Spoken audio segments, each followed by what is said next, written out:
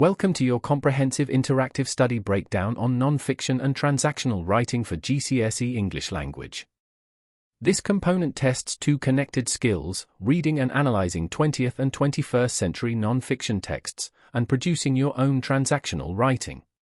You will be assessed on your ability to retrieve explicit and implicit information, analyze language and structure, evaluate and compare texts, and write clearly for a specific form, purpose, and audience. Over the next few minutes, we will break down the key reading skills, important language and structural techniques, and strategies for your own writing. Let's get started. Let's map out the core skills. In reading, you need to locate information that is stated directly or implied.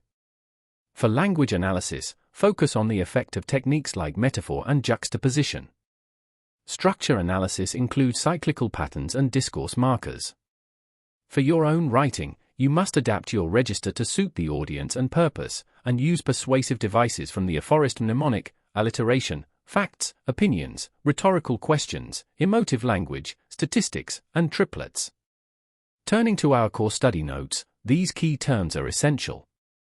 Explicit information is easy to spot, while implicit information asks you to read between the lines.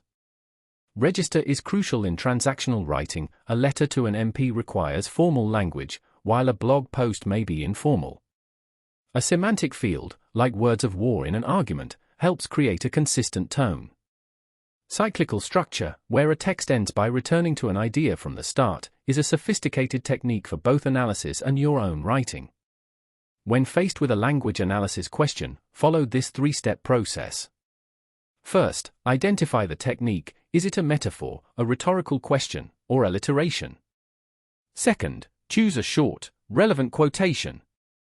Third, and most importantly, explain the effect.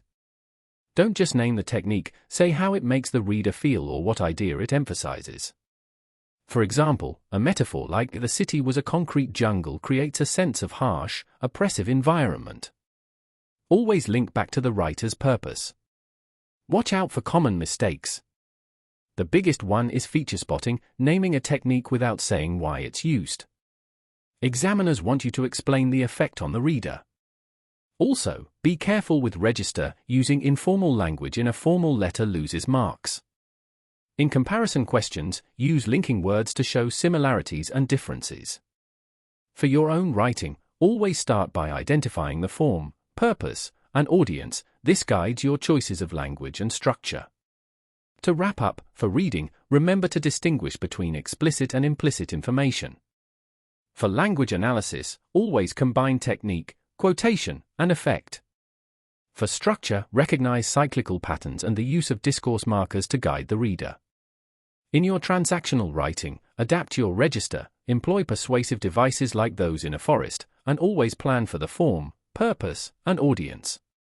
With these strategies, you will be well prepared to succeed in your exam. Good luck!